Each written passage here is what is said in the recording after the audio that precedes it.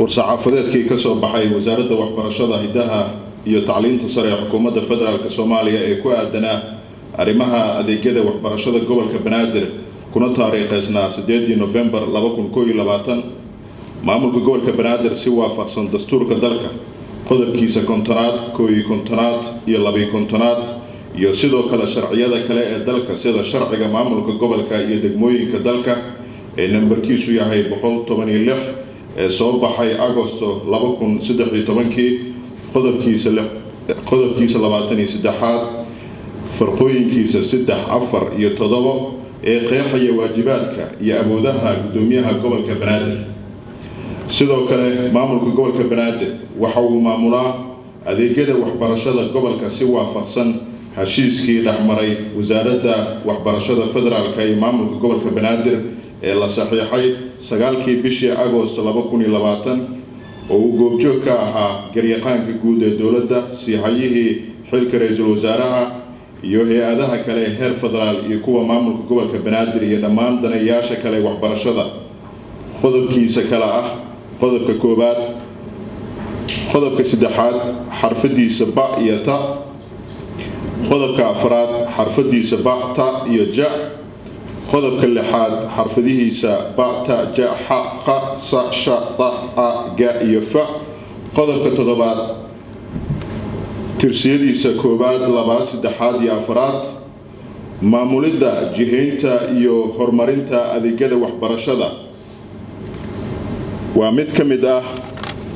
waajibaadka shaqo ee ku tilmaaman sharciyada dalka uuna u xil saaran yahay maamulka gobolka Banaadir si la mid ah maamulada kale ee dalka ka jira. guud ahaan hantida guud iyo dhulka ku yaala caasimadda Muqdisho waxaa ilaalinteeda, jaangoynteeda iyo horumarinteeda u xil saaran dowladda hoose ee Muqdisho sida uu qabo sharciga maamulka dhulka nambarkiisa 7 ee soo baxay December 1980. maamulka gobolka Banaadir wuxuu aad ugu xun yahay sida ay wasaaradda waxbarashada federaalka u hareermarsan tahay una jabiso mar walba dastuurka dalka, shuruucda iyo ku dhaqanka heshiisyada quseeya adeegyada waxbarashada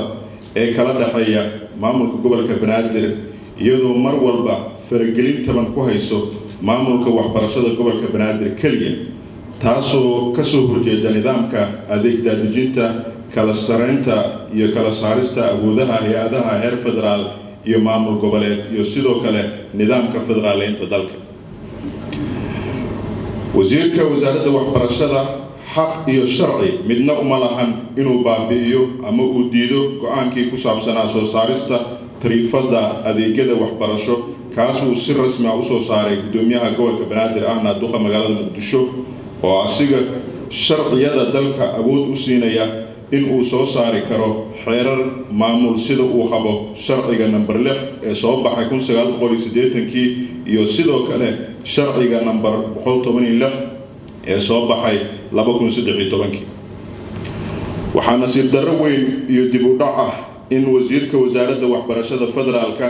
ay isaga dhaxdaran tahay raadinta iyo ilaalinta danihiisa gaarka ah ee ku dhisan fikirka faa'iido doonka ee u adeegaya shakhsiga taas oo curyaaminaysa danta guud gaar ahaan waxbarashada iyo caafimaadka gobolka Banaadir. wuxuu maamulka gobolka Banaadir aad ugu xun yahay in wasiirka wasaaradda waxbarashada federaalka ee xilligan uu caadeystay jibinta iyo ku tumashada heshiisyadii maamulada waxbarasho ee u dhaxeeyay maamulka gobolka iyo wasaaradda asigoo ka leh dana gaar ah oo faa'iido doon ah. maamulka gobolka Banaadir wuxuu xiriir wanaagsan la leeyahay dhammaan hay'adaha kala duwan ee waxbarashada ka shaqeeya wuxuuna mar walba diyaar u yahay kala shaqeynta arrimaha horumarinta waxbarashada iyo ka jawaabista wixii tabashooyin ah ee ka dhasha go'aanada maamuleed uu soo saaro maamulka gobolka Banaadir. laga soo bilaabo Agoosto 2020 ee uu maamulka gobolka Banaadir si rasmi ah ula wareegay maamulka waxbarashada gobolka wuxuu ku hoolanaa in caruurta ku nool gobolka Banaadir ay helaan waxbarasho tayo leh, deeqaha waxbarasho ay xaq u leeyihiin iyo in ay mar walba helaan maamul u dooda isla markaana ilaaliya xaqooda waxbarasho iyo horumarineed si la mid ah caruurta kale ee dalka. maasanidin